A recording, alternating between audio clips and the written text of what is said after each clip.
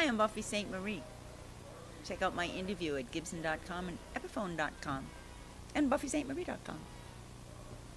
We're going to talk about what we're doing here at the Olympics. The Gibson party was last night, and this is kind of a dream come true for me. There's a lot of Aboriginal involvement in the Olympics this year.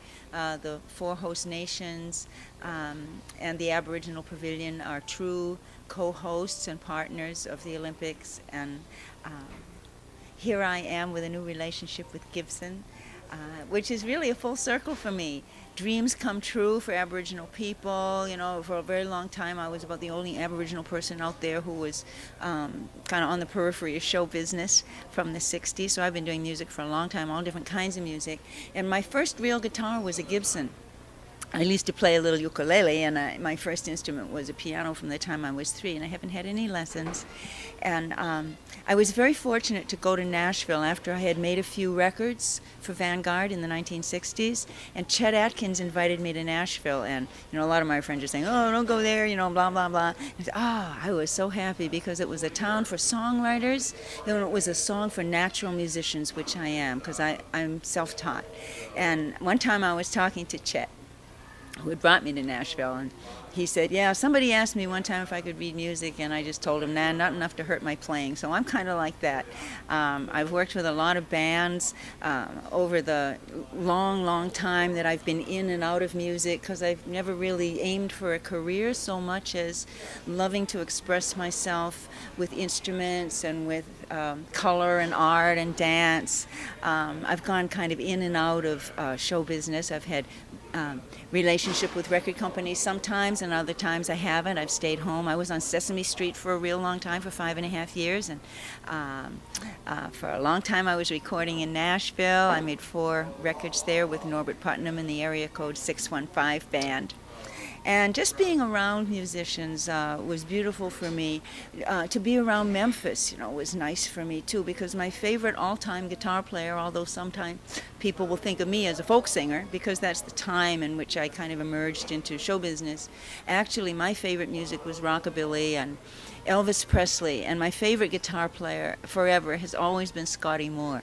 So to be associated with Gibson is, it's very natural for me. Recently, I've been on tour with my band, who are 3 Aboriginal guys from Manitoba. Jesse Green, who's a great guitar player, also happens to be the son of Billy Joe Green, who's very well known as a blues player. Jesse's playing guitar for us. Mike Bruyere is just an unbelievable drummer. He too is Aboriginal, out of Manitoba. And Donnie Ducharme also is from Manitoba, but he's living in Vancouver, and he's our bass player. So we've been traveling for the last month through Europe, most of the time in a van, so we're a little upside down right now. We don't know what day it is or what time it is or what we're supposed to do next. But today's been a very interesting day. After the Gibson party last night, I got a little bit of sleep, and then we got up, and I had the honor of being the last person to receive the torch. A young man, an Aboriginal man from this community, his name is Malcolm, he was the one to run the torch up to the Aboriginal Pavilion, and together we got to light the cauldron for the 2010 Olympics. So that was a great honor. And tonight we're going to be playing a concert with the same band I was using in Europe at the Aboriginal Pavilion for the Olympics. We'll open their series of concerts. So while we were in Europe, we were playing, we did a whole bunch of concerts, 6 or 7 concerts in England, 3 in Germany. We went to Scotland, Belgium, Holland, and a couple nights ago we flew in from Paris, so I think I'm here. But I've been having the pleasure in the last couple months of playing with Gibson's new guitar, which is called Dark Fire, which is kind of a prototype among their line of robotic guitars. And last night, for the first time, I got to see the Dusk Tiger, which up until then I had only seen online. There's a nice video about Dusk Tiger online. It's a beautiful guitar, and I got to play with it a little bit before the Gibson party here in Vancouver, and it's really, really nice. I haven't had a chance really to get into it yet, but it's good for me because from the time that I was first playing, I've always liked to play in altered tunings. Also, I live in Hawaii, so I'm really used to open tunings. And for a person like me who doesn't just play in one standard tuning, and who writes in a lot of different tunings, I find different tunings real inspiring as a songwriter. The Dark Fire and the Dusk Tiger are fascinating for me. So there's a little bit of a learning curve, but I've been into electronic music for a real long time, even since the 60s. I made the first ever totally quadraphonic electronic vocal album in the whole world.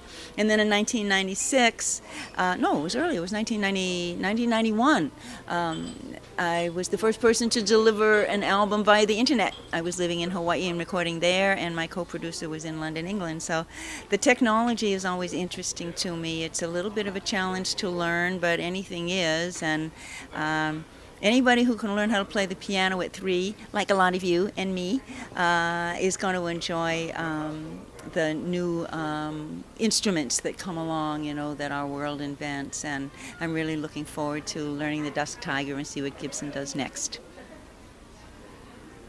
So, because we're at the Olympics and sporting event, I want your predictions.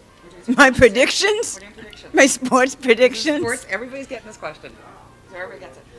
Hockey. Hockey is, a Canadian sport. We're very proud of it.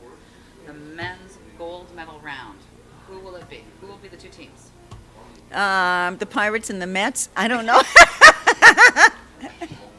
I'm not much of a sports fan. Yeah, Canada, U.S. And what will the final score be? I don't know. I'm not even going to pretend. No, I like sports, and I've always enjoyed playing sports, and I always watch the Olympics. Yeah, but I watch things like fencing, and I know it's a summer event. I know. Yeah, but no, when I was a little kid, instead of sports and Barbies, I played music. So that's it, folks. There you go. We do not have